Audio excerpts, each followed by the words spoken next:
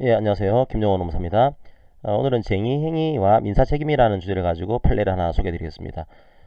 이제 쟁의행위가 정당성을 상실하게 되면 민사적인 그 불법행위에 따른 손배 책임을 진다. 이건 알고 계시죠, 그죠? 자, 그럼 이 판례에서는 그 민사책임을 질 때 이 민사책임의 기속 주체를 누구로 할 수 있는 거냐 이 문제하고 손배 책임의 범위를 어디까지 봐야 되는지 이 두 가지 문제를 함께 다뤄드리도록 하겠습니다. 사실관계에서 이게 불법행위가 된다라고 하는 그 측면은 생략하고요.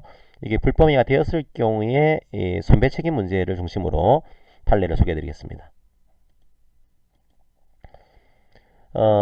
과거에는 지금은 이제 이 조항이 삭제가 되는데 과거에는 노사 간에 교섭을 하다가 결렬이 되게 되면 조정을 하거나 중재를 거치게 되죠. 근데 중재는 구속력이 있다 보니까 이게 당사자가 합의를 해서 중재를 신청을 해야 돼요.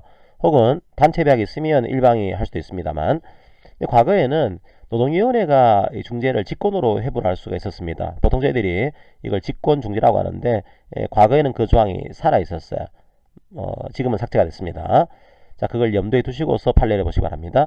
이 지방노동위원회가 이 직권중재 결정을 내렸어요. 그럼 직권으로 중재에 회부하게 되면 쟁의행위를 할 수가 없습니다. 쟁의가 금지가 됩니다. 그리고 직권으로 중재 재정이 나오게 되면은 그거 자체가 단체백이 돼버려요. 이게 거부할 수가 없는 거죠. 물론 위법하거나 월권인 경우에 한해서는 불복하는 제도가 있긴 하지만 원칙적으로 이 불복이 안 됩니다. 그러면 아예 직권으로 중재 회부가 되게 되면 쟁행을 할 수 있는 기회가 거의 뭐 상실되는 거죠. 그래서 원래는 그런 구조인데 이 노동조합에서 중재 지정을 거부를 했습니다. 원래 거부권이 없는 게 중재거든요. 조정은 거부권이 있는데 중재는 거부권이 없어요. 거부하고서 파업을 실시를 했습니다. 그러자 이 회사에서 노조와 노조 간부를 상대로 해서 손해배상을 청구를 했어요. 이게 정당성을 상실한 파업인 거다. 그래서 손해배상을 청구하겠습니다. 손배를 노조 그리고 조합 간부에게 청구를 한 그런 사건입니다. 이게 이제 불법행위가 되는지에 대한 논의는 차치하도록 하겠습니다. 현재는 직권중재 조항이 삭제가 되기 때문에 그 측면에서는 큰 의미가 없지만 과거에는 직권중재가 있다 보니까 이걸 위반한 쟁행위는 정당성을 상실한 것으로 이해를 했습니다. 일단 정당성을 상실했다 전제로 까시고서 그러면 도대체 민사적인 불법행위에 따른 손배 책임을 누가 져야 되는 거냐, 주체 어느 정도까지 책임을 져야 되는 거냐, 그 범위, 그 두 가지가 문제가 됩니다. 첫 번째, 쟁의행위는 뭐 정당성을 상실하지 않으면은 민사적인 책임 안 지죠, 그죠? 그런데 우리 판례에서는 이 쟁의행위가 정당성을 상실하게 되면 정당성이 없는 쟁의행위는 불법행위를 구성한다. 그리고 이 불법행위 구성에 따른 손배를 청구할 수 있다라고 우리 판례가 보고 있습니다. 항상 이제 3종 세트 같은 거죠. 이 쟁의가 정당성을 상실하게 되면 민사적인 책임을 질 수 있고 형사적인 책임도 들어올 수가 있고 그 다음에 징계를 할 수도 있는 이런 구조가 만들어집니다. 물론 각각의 법리가 또 따로 있긴 합니다. 여기서는 민사적인 책임을 묻는 거예요. 그러면 이 책임을 이제 노조는 책임을 집니다. 이제 노조의 행위이기 때문에 그럼 노조에 대해서 불법행위에 따른 손배 책임을 묻는 것은 판례가 가능하다고 보고 있습니다. 근데 노조 간부들에게도 이에 대한 손배 책임을 물을 수가 있는 거냐? 자, 이게 문제가 된 거죠. 노조 간부. 자, 우리 판례는 그렇다고 보고 있습니다. 왜 그렇게 보고 있는가 하면 이렇게 보고 있는 거예요.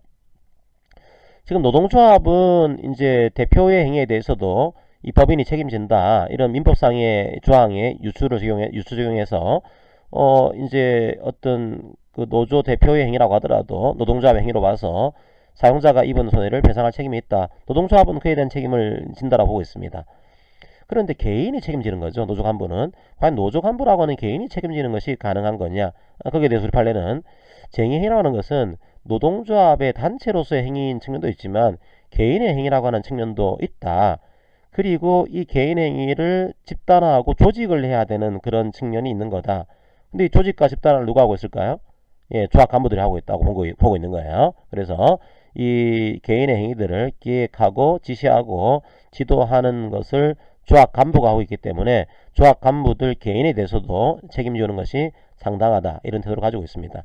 그러니까 이 판례에서는 뭘 얘기하고 있는가 하면 노동조합은 뭐 이제 자연스럽게 책임을 져야 되고 노조 간부도 그에 대한 책임지는 것이 맞다. 이런 판례가 등장을 한 거죠. 옛날부터 있던 판례였습니다. 사실 이런 판례들이 파업이나 쟁의 행위에 대한 상당한 제약 조건이 됩니다.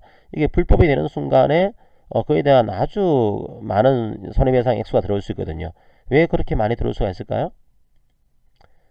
배상액의 범위가 어디까지일까요? 범위는 전 손해입니다. 이 불법 쟁행위가 상당 인과관계가 있는 모든 손해에 대해서 책임지는 것으로 우리 판례가 보고 있습니다. 굉장히 이제 많은 액수가 되겠죠. 노조와 이 노조 간부가 지는 이 범위의 내용은 이제 부진정 연대 채무의 관계로 이제 판례는 보고 있습니다. 이 판례에서는 이제 등장하고 있지는 않지만, 그럼 조합원들은 어떻게 될까요? 조합원들, 조합 간부가 아니고 조합원들은 이게 단순히 노무를 정지한 조합원에 대해서는 공동으로 불법행위 책임을 묻기는 힘들다. 그냥 단순히 가담한 거 아니냐, 이런 식을 가지고 있고, 조금 특수한 의무를 띠고 있는 조합원이다. 그런 경우에 이 특수한 의무를 위반함으로써 손해가 발생한 경우에는 이 특수한 의무를 띠고 있는 그런 조합원에 대해서는 불법행위에 따른 손배 책임을 여전히 묻고 있는 그런 판례가 등장을 하고 있습니다.